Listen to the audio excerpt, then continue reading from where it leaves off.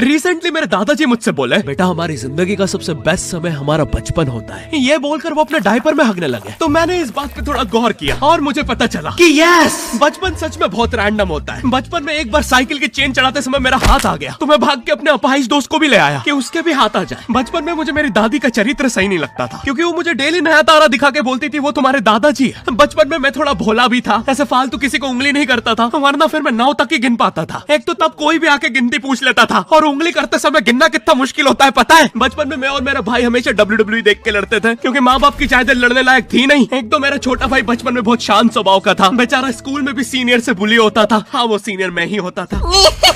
एक बार मुझसे बोलता, भैया डॉक्टर बनना मेरा सपना है। तो मैंने उसे नीट की बुक्स ला दी, तो अब वो उसका पूरा सपना बन गया। अब वो डॉक्टर गेम में भी बीमार ही बनता है, और बवासीर पीछे होती है। चिंटू बुक्स नहीं पढ़ रहा है तू? एक बार बेचारा बिस्तर पे गिर के रोने लग गया, तो सब बोलने लग गए कुछ नहीं हुआ, चींटी मर गई, चींटी मर गई। मैं यहाँ सोच रहा हूँ फिर अभी तक हम चींटियों वाले बिस्तर पे क्यों सो रहे थे? हाँ, घर में सबकी पीठ पे ददोड़े हो रखे हैं। हाँ, ये नहीं गिरता तो हमें तो पता ही नहीं चलता बिस्तर पे चींटियां हैं। हम तो सोए जा रहे हैं चींटियों वाले बिस्तर पे। और स्कूल में जब भी ये छोटे भाई पैंट में हक देते हैं, तो बड़े भाई को क्यों बुलाया जाता है? पता है कितनी घनघोर बेइज्जती होती है पूरी क्लास के सामने, और बुलाते भी इतने सस्पेंस है, वो देख के बड़े भाई का हगना निकल जाता है। ऐसे 2 छोटे बच्चे स्लो मोशन में भाग के आ रहे हैं। हाँ, वो उनकी नॉर्मल स्पीड है।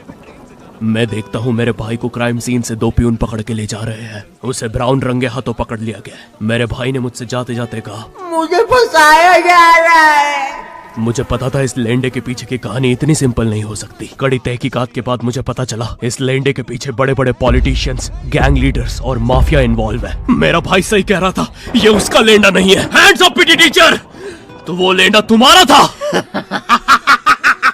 तो तुम्हें पता चल ही गया, तुम मुझे कभी नहीं पकड़ सकते। रुको, भाग गया। जाने दो उसे बेटा, हमने पीटी टीचर के बड़े भाई को बुला लिया है वो लेंडा उठाने।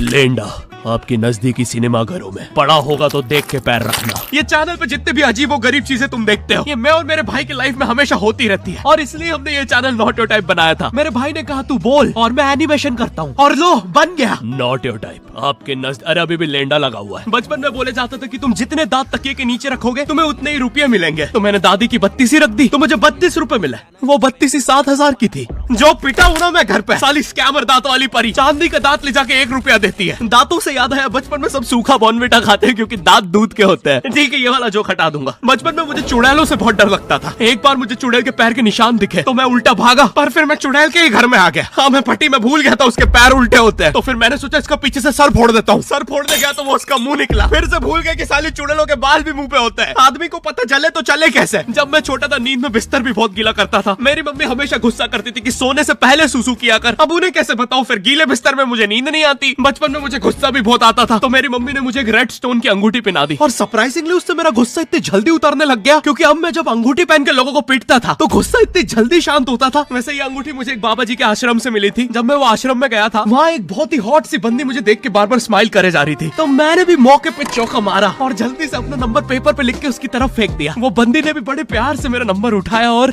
खा लिया। अरे भाई, उसको भूत लगे, वो तब से सबको स्माइल दे रही है। हम भी सुबह से नंबर फेंक रहे हैं, अभी तक 2 किलो पेपर खा गई है। हाँ, अब तुम्हें भी ऐसे रैंडम भूतों या स्ट्रेंजर्स पास नंबर ना फेंकना पड़े प्यार के लिए, इसलिए आओ हैपन पे चले। यहाँ तुम्हें मिलते हैं तुम्हारे कॉमन इंटरेस्ट के लोग। मुझे बॉर्नविटा बहुत पसंद है। मुझे भी रोहित। आओ मन बुद्धि हैंडशेक करते हैं। हैपन पे मिलती है आपको उन लोगों की प्रोफाइल्स जिनके साथ आप पाथ क्रॉस करते हैं। यहाँ तुम अपने एरिया के लोगों की प्रोफाइल्स भी देख सकते हो। यही नहीं, जो लोग तुम्हारे फेवरेट स्पॉट पे जा चुके हैं, यहाँ तुम्हें उनकी प्रोफाइल्स भी मिलती है। तो अभी जाकर अपना नेक्स्ट क्रश स्पॉट करो अपने ही मन पसंदीदा स्पॉट पे। तो अभी जाकर डाउनलोड करो, लिंक डिस्क्रिप्शन में। Thank you happen. बचपन में मेरी मम्मी हमेशा बोलती रहती थी कि बाहर जाके खेलो। अब बाहर मेरे मोहल्ले के बच्चे भाई वो ऐसे अजीब अजीब से गेम्स खेलते थे। कहीं ड्रैगन फ्लाई में रस्सी बांध के उसको पेट बना लिया है, कहीं नंगे भाग रहे टायर के पीछे लकड़ी मारते मारते। मेरी मम्मी को उन पे दया आ रही है कि बेचारे गरीब बच्चे किसी भी चीज से खेल लेते हैं, फिर हमारी कार पलट जाती है। हाँ, वो टायर हमारी कार का था। और मुझे एक बात बताओ, चक्के से खेलने पे वो गरीब कैसे कंसिडर हो रहे हैं? क्या पता उनने कार खरीद के चक्का निकाला हो, क्या पता लैम्बोर्गिनी के चक्के से खेल रहे हो। नहीं, तुम्हें कैसे पता चल रहा है वो गरीब है या अमीर? और एक चक्के से इतनी सारी एक्टिविटी करेंगे ये लोग। कभी चक्के में रस्सी बांध के झूला बना दिया, कभी झूले से फिका के खुद को लूला बना दिया, कभी लूले पे झूला बांधकर हुला हू बना दिया। ये इतने हरामी बच्चे थे, इनके साथ कोई भी घर नहीं खेलता था, क्योंकि घर ये जुए में लगा के हार जाते हैं। ये वो बच्चे जिन्हें तुम रिमोट कंट्रोल कार भी दोगे तो उसकी मोटर निकाल के पंखा बनाएंगे। एक बार इन्होंने रिमोट कंट्रोल रिमोट बनाया था। तुम अगर इस रिमोट पे बटन दबाओगे तो इस रिमोट पे बटन दबेगी, बस ये लोग मकर संक्रांति के दिन पतंग भी लूटते थे दुकानों से। पतंग से याद है मैं बचपन में अपने दोस्त जनक के साथ बहुत पतंग उड़ाता था। जनक गुजराती था और गुजराती लोग तो बहुत बड़े पतंगबाज होते हैं। वो लोग गला काटने के बाद भी काहे पोचे चिल्लाते हैं। जनक मेरे घर पे इतना बड़ा गिर्रा लेके आता था पतंग उड़ाने। उसमें पता नहीं कितने 1000 किलोमीटर का मांझा लपटा होता था। हम दोनों का सपना था उस गिर्रे की पूरी ढील देना। एक बार तो गिर्रा खाली होने ही वाला था पर वो पतंगार तो घूम के हमारे पीछे से आ गई। हमने हमारी ही पतंग काट दी। तो इस बार हमने सोचा पतंग पूरी परपेंडिकुलर उड़ाएंगे, स्ट्रेट। हमने 2 घंटे ढील दी। वो मांझे में वेव सिग्नल आने लग गए प्राचीन भाषा में। हमें लगा हमने एलियंस ढूंढ लिया, बट फिर धीरे से वो सिग्नल क्लियर हुआ। हमें पता चला हमने कोई नासा का 100 मिलियन का टेलीस्कोप काट दिया। पतंग नीचे ले, टेलीस्कोप काट दिया।